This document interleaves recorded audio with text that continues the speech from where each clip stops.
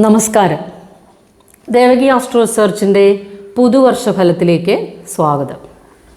ഇന്ന് മേടക്കൂറിൽപ്പെട്ട അശ്വതി ഭരണി കാർത്തികയുടെ ഒന്നാം പാദം ഈ നക്ഷത്രക്കാരുടെ 2024 ജനുവരി മുതൽ ഡിസംബർ വരെയുള്ള ഫലങ്ങൾ പറയാമെന്ന് വിചാരിക്കുന്നു.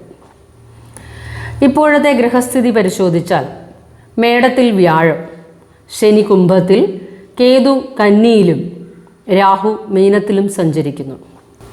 ശനിക്കും രാഹുവിനും കേതുവിനും രാശിമാറ്റം ഈ വർഷമില്ല. ഈ ഗ്രഹസ്ഥിതി പ്രകാരം ഇനി വരാനിരിക്കുന്ന ഒരു വർഷക്കാലം എങ്ങനെയായിരിക്കുമെന്ന് പരിശോധിക്കാം.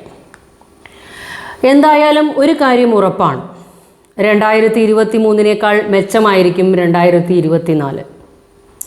ഇതുവരെ അനുഭവിച്ചു പോന്നിരുന്ന ധനക്ലേശങ്ങൾക്കും സന്താനങ്ങൾ നിമിത്തമുണ്ടായിരുന്ന ക്ലേശങ്ങൾക്കും കർമ്മരംഗത്ത് അനുഭവിച്ചു പോന്നിരുന്ന പ്രശ്നങ്ങൾക്കും എല്ലാം ഒരു ശമനം ലഭിക്കുന്നതാണ്.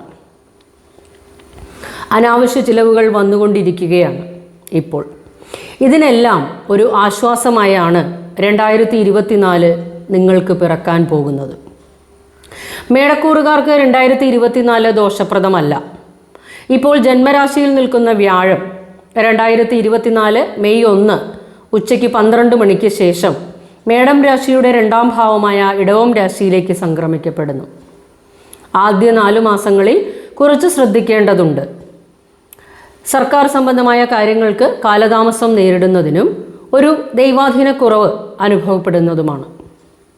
സ്വന്തം ആവശ്യങ്ങൾക്കായോ ഉറ്റവർക്ക് വേണ്ടിയോ ഒരു ആശുപത്രി വാസവും ഉണ്ടായേക്കാം. എന്നാൽ മെയ് 1 ശേഷം ഇവയ്ക്കെല്ലാം ഒരു മാറ്റമുണ്ടാകുന്നതാണ്. അപ്രതീക്ഷിത നേട്ടങ്ങൾ കൈവരും. കർമ്മരംഗത്ത് പുരോഗതി ദൃശ്യമാകുന്നതാണ്. പുതിയ ജോലിയിൽ പ്രവേശിക്കാനിരിക്കുന്നവർക്കും താൻ ആഗ്രഹിക്കുന്ന രീതിയിലുള്ള ജോലി തന്നെ ലഭിക്കും. വിദേശത്ത് ജോലിക്ക് പോകാൻ ആഗ്രഹിക്കുന്നവർക്കും ആഗ്രഹ സഫലീകരണം പ്രതീക്ഷിക്കാം. അന്യദേശത്ത് ജോലി ആഗ്രഹിക്കുന്നവർക്കും അപ്രതീക്ഷിത നേട്ടങ്ങൾ തന്നെ ഉണ്ടാകുന്നതാണ്. അധികാരപ്രാപ്തി, സ്ഥാനമാറ്റം, സ്ഥലം മാറ്റം എന്നിവ പ്രതീക്ഷിക്കാം. മറ്റുള്ളവർ തങ്ങളെ ബഹുമാനിക്കാനും തൻ്റെ പ്രവൃത്തികളിൽ നിന്നും ധനവർദ്ധനവ്, കൂടുതൽ സൗകര്യമുള്ള ജോലി ചെയ്യുവാനും നല്ല താമസ സൗകര്യങ്ങളും ലഭിക്കുന്നതാണ്. സർവകാര്യ വിജയം, കുടുംബാംഗങ്ങളോടൊപ്പം സുഖവും സന്തോഷത്തോടെ ജീവിക്കാനുള്ള അവസരങ്ങളും വന്നുചേരും. ബിസിനസ് ചെയ്യുന്നവർക്കും നല്ല നേട്ടങ്ങൾ കൊയ്യാനാകും. സാമ്പത്തിക അഭിവൃദ്ധി പ്രതീക്ഷിക്കാം. പുതിയ പദ്ധതികൾ ആവിഷ്കരിച്ച് നടപ്പിലാക്കാനാകും. സന്താന ഭാഗ്യത്തിനും അനുകൂലമായ യോഗം കാണുന്നുണ്ട്. വിവാഹ കാര്യങ്ങളും തീരുമാനമാകാൻ ഇടയുണ്ട്. വിദ്യാർത്ഥികൾക്ക് പഠനത്തിൽ നല്ല പുരോഗതി ദൃശ്യമാകുന്നതാണ്. മെയ് 1 മുതൽ വിദ്യാർത്ഥികൾക്ക് അധിക ധനച്ചിലവുകളും പ്രതീക്ഷിക്കാം.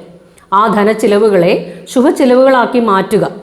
ധനസ്രോതസ്സുകൾ വർദ്ധിക്കുവാനും ദൂരദേശ യാത്രകളും ഉണ്ടാകാം. സന്താനങ്ങൾക്ക് തൃപ്തികരമാം വിധം ഉപരിപഠനത്തിന് പ്രവേശനം ലഭിക്കാനും ആകും. വിദേശയാത്രയും തരപ്പെടുന്നതാണ്. വീടുപണി നടക്കുന്നവർക്ക് ധനച്ചിലവുകൾ വർദ്ധിക്കാനിടയുണ്ട്. പാഴ്ചിലവുകൾ വന്നുവിടാം. ധനമിടപാടുകളിൽ അതീവ ശ്രദ്ധാലുക്കളായിരിക്കണം. പ്രതികൂല സാഹചര്യങ്ങളെ ബുദ്ധിപൂർവം തരണം ചെയ്യാൻ പ്രാപ്തരാകണം. മുതിർന്നവരുമായും അനുഭവജ്ഞാനമുള്ളവരുമായും കൂടിയാലോചിച്ച് കാര്യങ്ങൾ തീരുമാനത്തിലെത്തുക. വാക്കുകൾ സൂക്ഷിച്ച് ഉപയോഗിക്കേണ്ടതാണ്. സംസാരത്തിൽ മിതത്വം പാലിക്കേണ്ടതാണ്. ദേഷ്യം കൺട്രോൾ ചെയ്യണം. ക്ഷമ അത്യന്താപേക്ഷിതമാണ്. ടെൻഷൻസ് അധികരിക്കുന്ന സമയങ്ങളും ഉണ്ടായേക്കാം. വളരെ ശ്രദ്ധിച്ച് ദൈവാധീനം വർദ്ധിപ്പിച്ചും മുന്നോട്ടു പോയാൽ കാര്യം സുനിശ്ചിതമാണ്. ശത്രുക്കളെയെല്ലാം അതിജീവിച്ച് മുന്നോട്ടു പോകാനാകും. ആരോഗ്യം തൃപ്തികരമായിരിക്കും.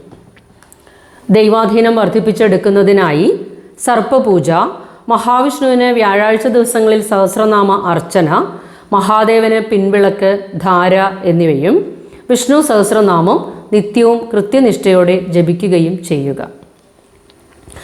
ഈ പുതുവർഷത്തിൽ മേടക്കൂറുകാർ അറിഞ്ഞിരിക്കേണ്ട കാര്യങ്ങളാണ് ഈ വീഡിയോയിൽ പ്രതിപാദിച്ചിരിക്കുന്നത്.